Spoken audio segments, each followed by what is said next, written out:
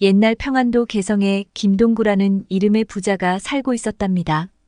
그는 많은 재산을 가지고 있었지만 자식이 없어 늘 걱정하였지요. 일가 친척도 거의 없었고 양자를 들릴 만한 인연도 없었기에 김씨 부부는 언제나 자식 없는 삶을 한탄하며 지내고 있었습니다. 어느 날 부부가 마루에 앉아 담소를 나누고 있을 때 집 밖에서 어린 거지 아이가 나타나 밥을 구걸하였지요. 아이는 꼬질꼬질한 옷차림에 온몸에 때가 가득 묻어 있었지만 그의 얼굴에서는 어딘가 모를 귀티가 흐르고 있었답니다. 김씨는 아이를 바라보며 이 아이의 얼굴에서 큰 부자가 될 운명이 느껴지는구나. 라고 생각하였지요. 그는 아이를 불러 얼굴을 더 자세히 들여다보았답니다. 아무리 보아도 그 아이는 비범한 운명을 타고난 듯 보였지요. 김씨는 아이에게 밥을 줄 테니 먼저 우물가에서 깨끗이 씻고 오라고 하였습니다. 아이는 김씨의 말을 듣고 우물가에서 얼굴과 손을 깨끗이 씻고 돌아왔습니다. 돌아온 아이의 얼굴은 세상 어느 귀한 집 아들 못지않게 빛나고 있었답니다. 김씨의 부인이 차려준 밥상을 본 아이는 마치 며칠 동안 굶은 것처럼 허겁지겁 밥을 먹기 시작하였지요. 밥 한 사발을 금세 비운 아이는 조심스럽게 고개를 들어 말하였답니다. 죄송하지만 한 그릇만 더 주실 수 있겠습니까? 김씨는 웃으며 말했어요. 허허, 이 녀석.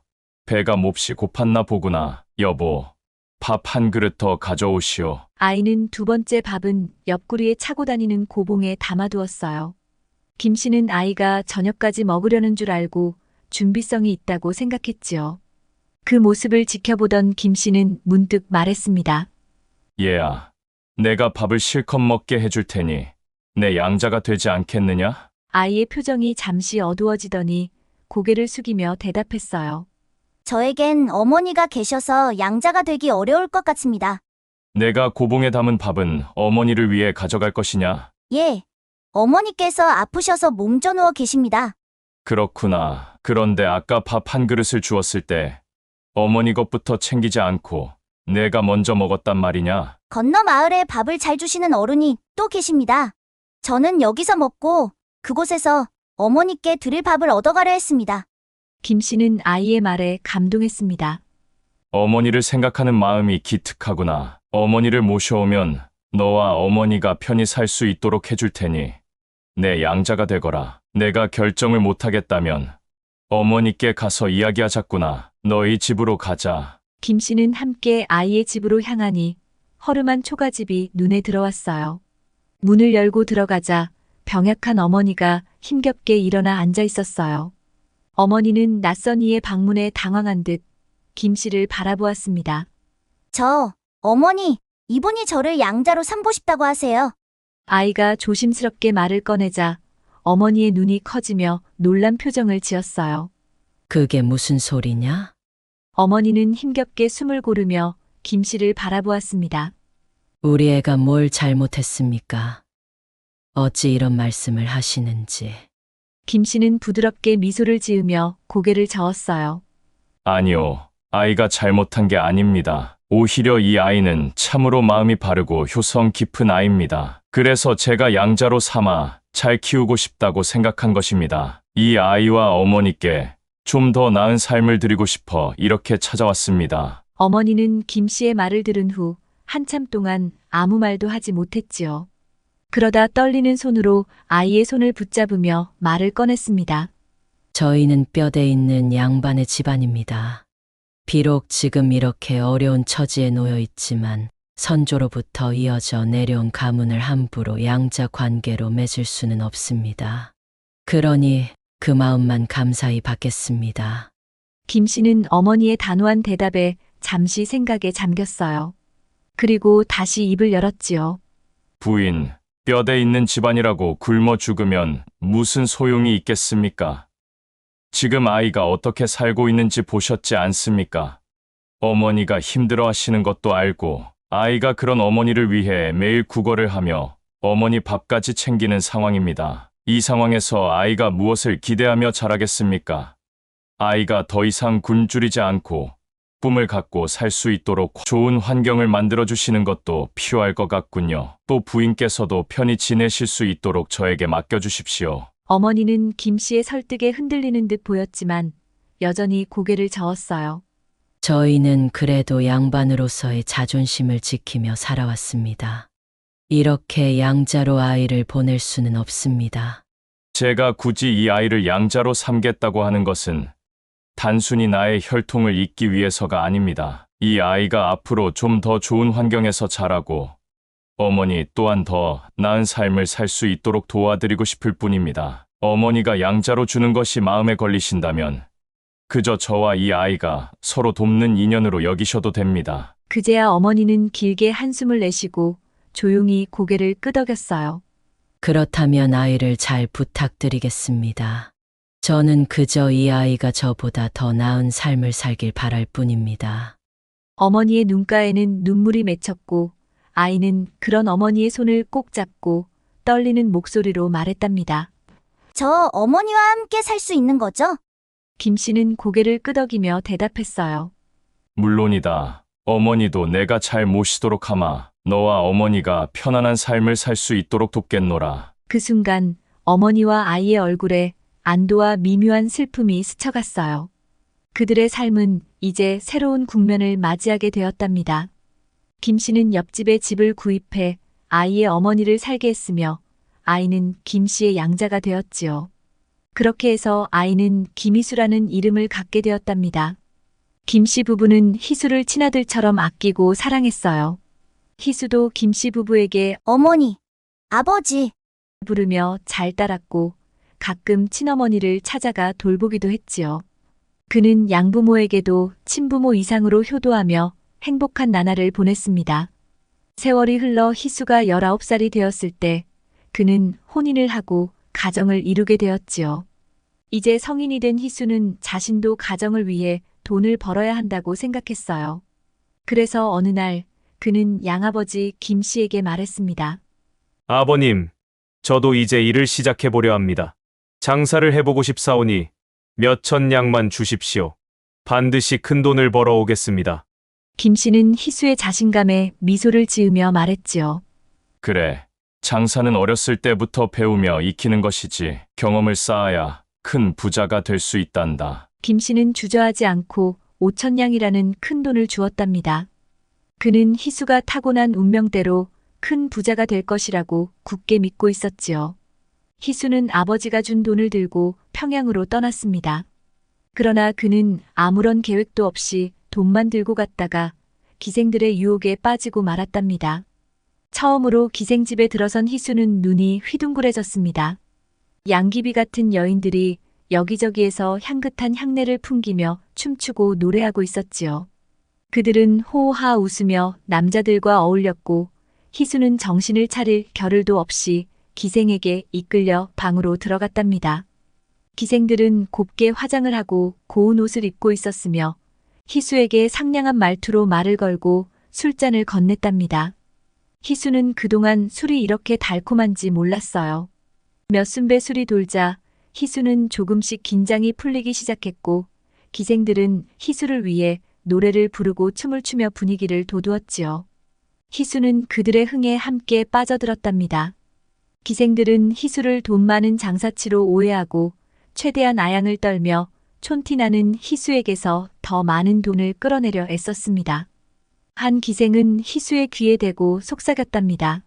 서방님, 오늘 소인이 처음 느껴보실 만한 기분을 느끼게 해드릴게요. 기대하시고 술 한 잔 더 하세요. 희수는 점점 자신이 특별한 대접을 받고 있다는 착각에 빠져들었지요. 시간이 지날수록 기생들의 매력에 더욱 깊이 빠져들었답니다. 술잔이 비워질 때마다 더 비싼 술이 권해졌고 기생들은 더 많은 시간을 희수와 보내기 위해 그를 부추겼지요. 처음에는 낯설었지만 희수는 점점 더 많은 돈을 쓰며 기생들의 관심을 사는 데만 집중하게 되었지요. 하루가 가고 이틀이 가고 한 달이 지나자 희수는 기생집이 마치 자신의 집처럼 느껴졌고 큰 손인 것처럼 돈을 펑펑 쓰며 기생들의 대접에 완전히 빠져들어 헤어나올 수 없게 되었지요. 희수는 기생집에 눌러앉아 기둥서방 노릇까지 하게 되었답니다. 서방님 미양이는 이쁜 놀이개가 갖고 싶은데 어쩌지요? 서방님이 사주시는 놀이개를 달고 사뿐사뿐 서방님께 가고 싶사옵니다. 그깟 놀이개가 대수냐 비단 옷도 두어 벌 맞추거라 얼마면 되느냐? 역시 우리 서방님은 통도 크시어요. 밤에만 큰 것이 아니고 낮에도 이렇게 크시니 미양이는 서방님밖에 없사옵니다. 기생의 간드러진 목소리에 희수는 대답했어요. 옛다. 열량이다. 갖고 싶은 거 다 사오너라. 이 서방이 우리 이쁜 미양이에게 무엇인들 못 사주겠느냐? 내 모든 것을 주어도 아깝지 않구나. 어머, 우리 서방님밖에 없다니까요. 기생들은 희수 옆에 바싹 붙어 이것저것 필요하다고 아양을 떨며 희수의 돈을 야금야금 빼먹었다지요. 서방님, 오늘은 어제보다 훨씬 야릇한 밤을 보낼 수 있는데 어떻게 할까요? 야릇한 술상 한 상 차려올까요? 그럼. 우리 미양이가 어제보다 더 야릿하다면 내가 안 볼 수 있나? 어제도 잊지 못할 밤이었구먼. 오늘은 더 야릿하다니. 이놈이 무슨 복에 이런 호강을 한단 말이냐? 온갖 산의 진미의 향연이라 할 만한 귀한 음식들이 최고의 상차림으로 들어왔고 희수는 흥청망청 술과 기생 노름에 빠져 가진 돈을 곶감 빼먹듯 다 써버렸습니다. 마침내 빈털터리가 되어버린 희수는 돈이 없이는 이곳에서 쉽게 머무를 수 없다는 현실을 깨달았답니다. 기생집에서의 경험은 화려하고 달콤한 꿈처럼 잊을 수 없는 시간이었지만 5천냥을 단 6개월 만에 탕진한 희수는 하늘 높은 줄 모르고 즐기던 신선 노름에서 땅으로 떨어진 셈이 되었지요. 이미 돈을 다 써버린 희수는 장사도 못하고 집으로 돌아가자니 철석같이 믿어준 아버지의 얼굴을 볼 낯이 없어 가지도 못하고 결국 기생집에서 심부름을 하며 근근히 생활하게 되었답니다. 한편 돈을 벌러간 희수가 감감무소식이자 김씨는 사람을 보내어 희수의 상황을 알아보라고 하였지요. 많은 돈을 벌어올 것이라 기대하고 있던 김씨는 희수가 장사 미천을 모두 기생집에서 탕진하고 기생집에서 구걸하다시피 하며 먹고 살고 있다는 말을 듣자 화가 치밀어 참을 수 없었답니다. 김씨는 너무 화가 난 나머지 부자 관계를 끊어버리고 희수 어머니에게 사주었던 집을 빼앗은 것은 물론 새로 맞은 며느리까지 내쫓아버렸습니다. 며느리는 사정을 하며 눈물로 호소했지만 김씨는 냉정하게 그들을 쫓아버렸답니다. 네 남편이 그 모양이니 이제 양자 관계를 파했다. 너와의 인연도 여기까지다. 이 집에서 나가거라. 당장 나가. 더 이상 이 집에 있을 자격도 없다. 아버님 한 번만 용서해 주시고 다시 기회를 주세요. 아니면 다른 방법을 찾아볼 때까지만이라도 조금만 기다려 주시면 안 되겠는지요? 용서하면 뭐가 달라지겠어? 너희 둘은 이 집안을 말아먹은 놈들이야. 더 이상 내 눈앞에 보이지 마라. 집은 당장 비우고 나가. 어머니와 며느리는 하루아침에 거리로 나앉게 되었답니다. 엄동설 안에 아무것도 없이 쫓겨난 어머니와 며느리는 추위와 배고픔에 시달리며 산속 허름한 초가집에 들어가 겨우 목숨을 부지하게 되었지요. 어머니는 아픈 몸을 이끌고 밖으로 나가 나뭇가지를 주워오는 일로 겨우 장작을 마련했답니다. 손발이 꽁꽁 얼어붙는 추위에도 불구하고 불을 피워 며느리와 함께 몸을 녹였지요. 며느리는 자신의 처지를 한탄하며 눈물을 흘렸지만 어머니는 그런 며느리를 위로하며 말하였답니다. 며느라, 일이 된 것이 모두 내 죄다. 내가 더 잘했어야 했는데 내가 이런 고생을 하게 만들다니 참으로 미안하다. 그래도 우리가 서로 의지하며 살아야 하지 않겠느냐. 이 고비만 넘기면 분명 나아질 날이 올 거다. 며느리는 어머니의 말을 들으며 눈물을 삼키고 고개를 끄덕였답니다. 어머니는 며느리를 껴안고 추운 밤을 함께 견디었지요. 마을 사람들의 도움으로 가끔 보리쌀을 얻기도 하였고 며느리는 남의 집 허드렛 일을 하면서 하루하루를 견뎌냈답니다. 아들을 원망조차 할 수 없었지요. 그동안 아들 덕분에 어떻게든 살아왔던 어머니는 며느리에게 한없이 미안함을 느꼈습니다. 한편 희수는 가지고 온 돈을 기생에게 다 써버리고도 기생집에서 심부름을 하며 하루하루를 연명하는 자신의 처지가 한심하게 느껴졌지요. 집으로 돌아가고 싶어도 이제는 돌아갈 면목도 없었답니다. 아버지와 가족들의 얼굴이 떠오를 때마다 가슴이 무겁게 내려앉았습니다. 그렇게 멍하니 하늘만 바라보고 서 있던 희수는 갑자기 하늘이 잿빛으로 물들더니 이내 천둥 소리와 함께 굵은 빗줄기가 쏟아져 내리는 것을 보고 서 있었지요. 이런, 하늘마저 나를 돕지 않으려 하는가? 희수는 속으로 중얼거리며 비를 피해 급히 처마 밑으로 달려갔답니다. 빗물은 처마 끝에서 줄줄 흘러내리며 그의 머리와 옷을 적셨고 희수는 바닥에 웅크려 앉아 처량하게 떨어지는 빗방울을 바라보았지요. 비가 퍼붓는 소리가 세상을 뒤덮었고 희수의 마음속에는 더 깊은 절망의 먹구름이 드리워졌답니다. 그런데 문득 그의 발밑에서 무언가 반짝이는 것이 눈에 들어왔지요. 희수는 처음에는 자신의 눈을 의심했답니다. 설마 저게 뭐지? 가만히 보니 그것은 작은 금가루였지요. 희수는 깜짝 놀라며 금가루를 손에 쥐어보았습니다. 차가운 빗방울 속에서도 금가루는 뚜렷하게 반짝이고 있었답니다. 희수의 심장은 두근거리기 시작했지요. 이게 어떻게 된 일이지? 희수는 서둘러 금가루가 흘러나오는 곳을 살펴보기 시작했습니다. 그가 자세히 살펴보니 금가루는 바로 기생집 마루 밑에 작은 섬돌 사이에서 흘러나오고 있었지요. 희수는 눈을 크게 뜨고 섬돌을 자세히 살펴보았습니다. 그곳엔 작은 구멍들이 있었고 그 구멍들에서 금가루가 조금씩 흘러나오고 있었답니다. 그 순간 희수는 심장이 멎는 것만 같았지요. 이건 금맥이야. 이곳에 금이 숨겨져 있었던 거야. 희수는 숨을 고르며 주변을 두리번거렸답니다. 아직은 아무도 이 사실을 눈치채지 못한 듯 보였지요.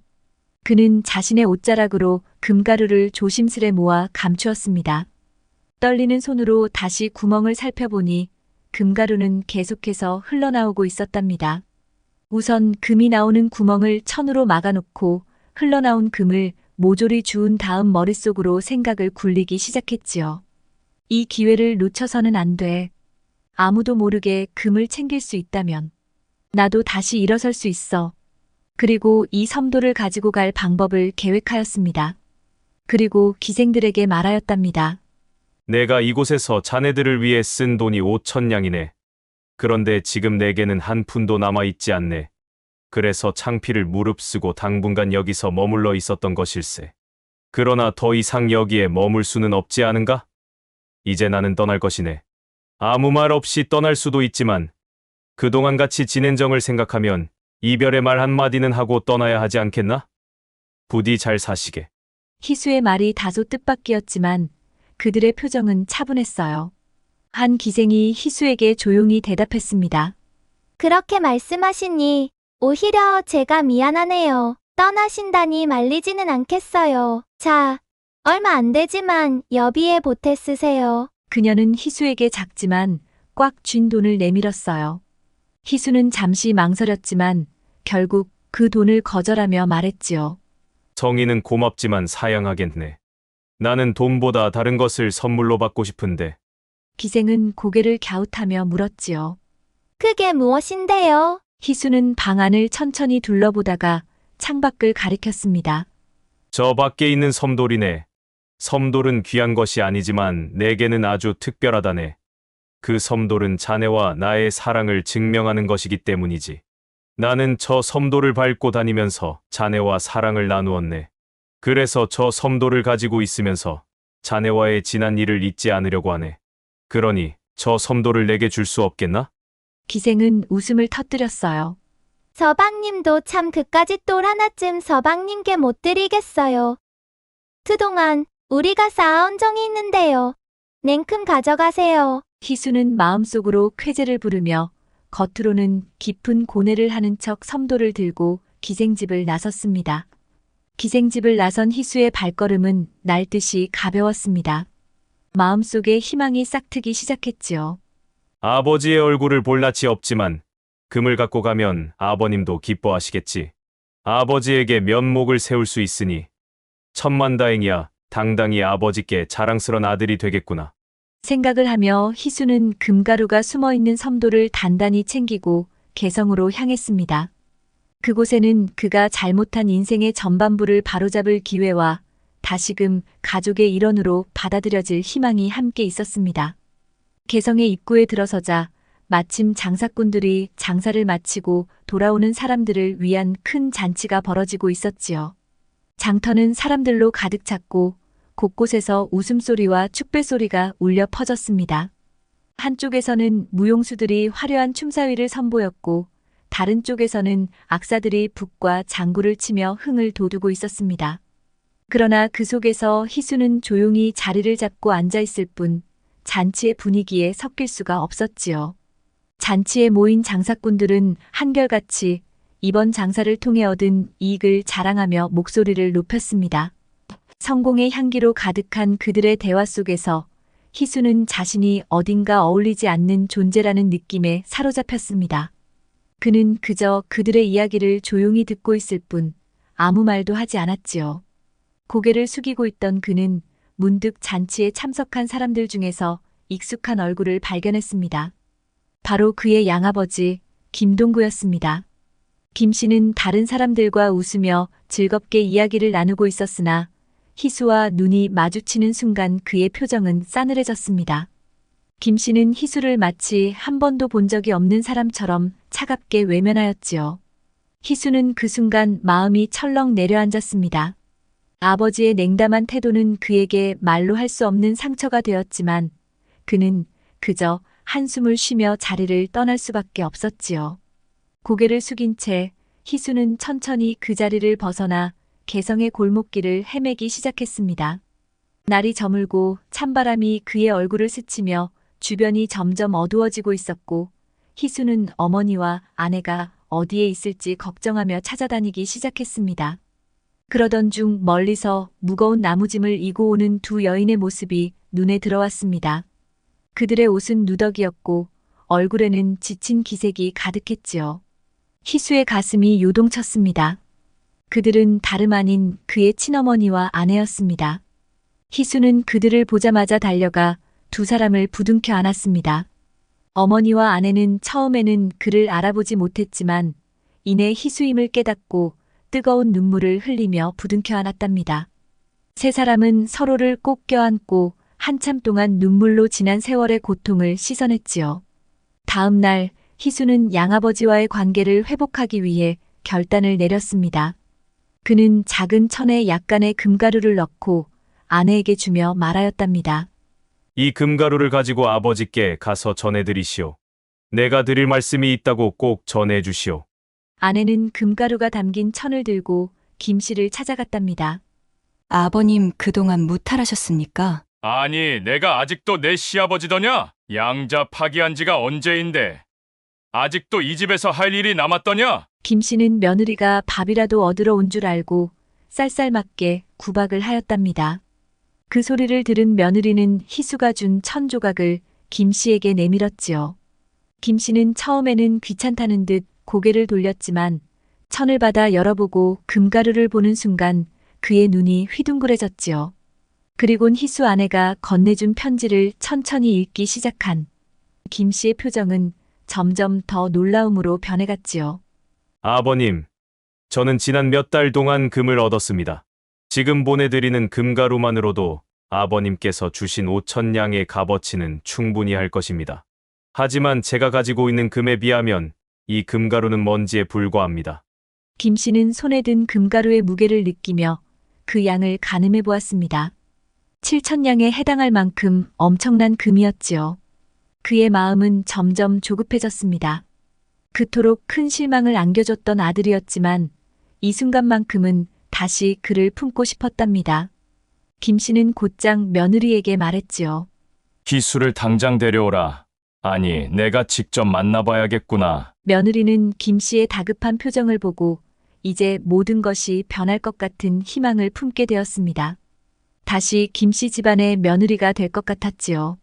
어서 내 아들을 데리고 오너라. 아니, 내가 직접 가마를 타고 나가야겠구나. 김 씨는 주저하지 않고 가마에 올라타고 성 밖으로 나갔답니다. 그의 눈은 애타게 희수를 찾고 있었고 멀리서 희수의 모습이 보이자 가마를 멈추고 뛰어내리듯 달려갔어요. 희수야, 김씨는 숨이 찰 정도로 달려와 희수를 불렀습니다. 희수는 양아버지의 얼굴에 처음으로 따뜻한 미소가 가득한 것을 보고 고개를 숙였지요. 아버지, 희수는 가슴 깊은 곳에서부터 우러나오는 목소리로 조심스럽게 인사했어요. 김씨는 숨을 고르며 물었습니다.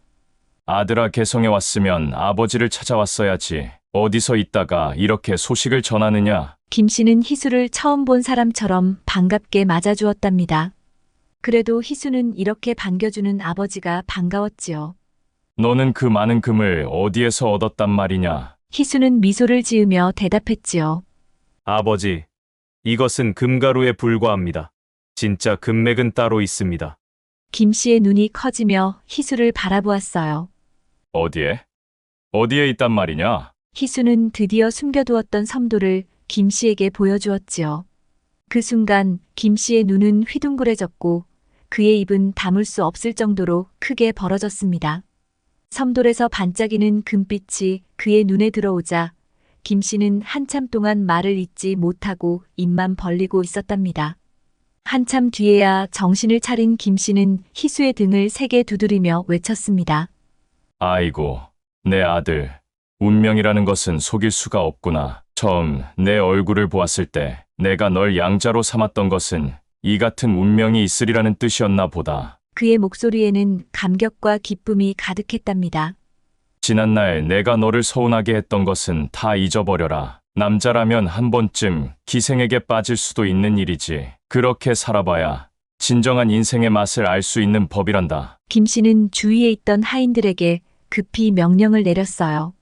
너희들 어찌하여 아직도 며느리와 아주머니를 모시고 오지 않는 게냐? 요 며칠 동안 얼마나 춥고 배가 고프셨겠느냐? 내 가마를 내어줄 테니 당장 집으로 모셔오너라, 빨리. 하인들은 서둘러 가마를 준비했고 김씨는 희수의 어머니와 아내를 모시고 집으로 돌아왔답니다.